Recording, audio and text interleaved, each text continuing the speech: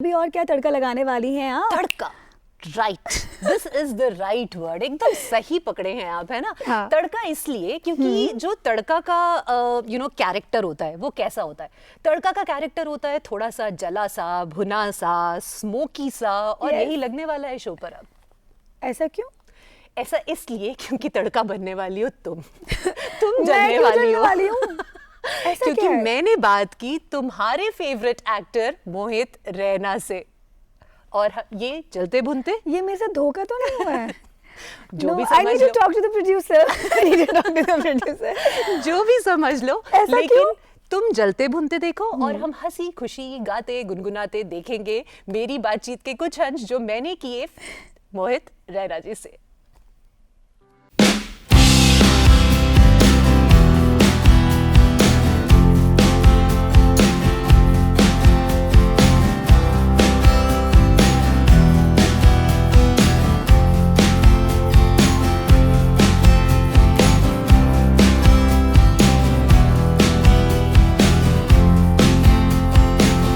आज हमारे साथ हैं एक बेहद खास मेहमान मोहित रैना जी। कौन इन्हें नहीं जानता, किसी परिचय के मोहताज नहीं है। मोहित रैना जी, आपका बहुत बहुत स्वागत है। Thank you so much, thank you so much.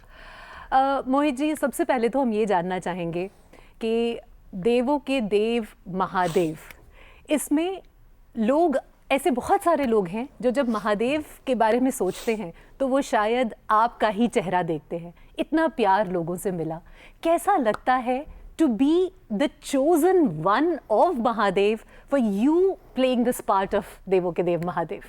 It is a blessing to have love and faith of the audience with you, and which doesn't have a shelf life, you know. लोग realise नहीं करते हैं, इस series को ख़त्म हुए तकरीबन 10-12 साल हो चुके हैं, बट उसके बाद भी इसकी रिकॉल वैल्यू इतनी अमेजिंग रही है, और उस वजह से लोगों का प्यार और लोगों का साथ मेरे साथ हमेशा रहा है। मैंने कभी भी, मुझे इस चीज़ से आई वुड से मैं दूर भागने की मैंने कोशिश नहीं की, ना मैंने कभी इस चीज़ को से हटने की कोशिश की, बिकॉज मुझे मालूम था कि ये जो ऑडियंस का प्यार और एक फेथ मेरे लिए है वो मेरे साथ हमेशा रहेगा। So wherever I go, whichever platform I work in, उस समय OTT का इतना चलन भी स्टार्ट नहीं हुआ था। So wherever I go, their love will come with me and it will follow, and that is exactly what has happened. लेकिन जब 30 कैरेक्टर्स की या उससे ज़्यादा कैरेक्टर्स की बात करते हैं एक ही सीरियल में, है ना, तो भगवान शिव का जो एसेंस है उसको मैं कहती हूँ डाइल्यूट न करते हुए इन 30 कैरेक्टर्स के लिए प्रिपरेशन अलग से करना होता था। कैसे प्रिपेयर करते? It must be a challenging task. You know, as an actor जब भी आप किसी कैरेक्टर को अप्रोच करते हैं, there has to be a different approach for everything. You know, there was a negative character also where I played which was completely different from his other. Yes. तो वो बहुत अलग था। So I guess जब आप किसी भी character को अप्रोच करते हैं, उसकी सिचुएशन कैसी है, उसका उस समय मानसिक संतुलन कैसा है, what is the outcome and what are they trying to achieve, all these things are different, and वही अचीव करने की हम लोगों ने कोशिश की थी। उसके बाद I went on to doing historical also, मैंने अशोका का भी किया। Then I did 21 सरफरोश, एक सारागिरी करके एक सीरीज थी, that I did. So I guess मैंने वेपन्स की ट्रेनिंग मेरी वहीं शुरू हो चुकी थी, जो इवेंचुअली कहीं जाकर मुझे फ्रीलांसर में काम आने वाली थी। हाँ, उरी में भी आपका किरदार बड़ा सराहा गया, छोटा था लेकिन बहुत सराहनीय था। बिल्कुल, जैसे मैंने बताया, मैं हमेशा से इम्पैक्टफुल रोल्स करने की कोशिश करता हूँ। मेरे लिए कभी भी लेंथ मैटर नहीं करती। What matters is what impact it leaves on the audience and how people will perceive it. So I guess as an actor अगर आप एक चीज़ में अपनी छाप छोड़ जाते हैं तो आपका आधा काम हो जाता है। आप उस विषय में आप जीत जाते हैं। जी। So when did you choose to be in this business? How did this journey start? Well, it started with Dasar Mr. India. That's how I came to Mumbai, and post that I started working for television. Okay. So then I started working for television. My first break was for UTV. Then I started working 2004 अंतरिक्ष, I think so. हाँ, उससे पहले भी कुछ किया था? नहीं, I guess हाँ, अंतरिक्ष ही पहला था। आई थिंक 5, 6, 7 था, I don't remember. So star के लिए किया था मैंने, 2 शोज किए थे, and then I started working for Star Network. Right. तो आपने फिल्मों में भी काम किया, टेलीविज़न के लिए तो खैर आपने बहुत काम किया है और लोगों ने आपको बहुत सराहा भी है। OTT प्लेटफॉर्म्स को जब आप देखते हैं तो द फ्रीलांसर आपकी सीरीज़ कमाल थी, उससे पहले आपने मुंबई डायरीज़ में भी काम किया था और सीरीज़ में भी काम किया। तो OTT और ये जो डिजिटल प्लेटफॉर्म्स हैं जो आजकल इवॉल्व हो रहे हैं और जिस तरह का कंटेंट आज व्यूअर देख सकता है, आपको क्या लगता है what is the strength of the OTT platforms in terms of content, one for the viewers और आप एक्टर्स के लिए भी? वेल आई गेस बहुत सब ऑप्शन है। मैं एक एग्जांपल देना चाहूँगा। मैंने एक सीरीज़ की थी ZEE5 के लिए जिसका नाम काफिर था। जी।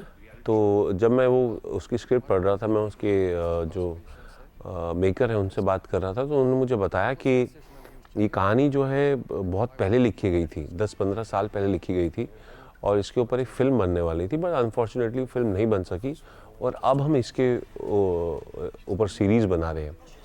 एंड कैसे उस कहानी को जो एक फिल्म के ऊपर बेस्ड थी उसे उन्होंने डिवाइड करके 8 एपिसोड्स में सीरीज़ बनाने का डिसीजन लिया। उस समय मैंने रियलाइज़ किया कि ऐसी कितनी कहानियाँ हैं जो किताब के अंदर, अलमारी के अंदर बंद पड़ी हैं, जो OTT की वजह से बाहर आई। What happened because of OTT was that a lot of people got employment. Actors also in front of the camera, technicians behind the camera, everybody got employment. There's no doubt about it. Right. And the stories that were waiting to be told, they came out. ऐसी बहुत सारी कहानियाँ थी जिनके बारे में लोग for various reasons लोग उन्हें टच नहीं कर सकते थे या उन्हें देख नहीं पा रहे थे या उन्हें सुन नहीं पा रहे थे। उन कहानियों को स्क्रीन पे आने का मौका मिला। So I guess that's it's a great phase for an actor to be in this industry right now. Right. And not actually just actor, you know, for any technician also, for people behind the camera also. So I guess वो सबका best time है इस समय।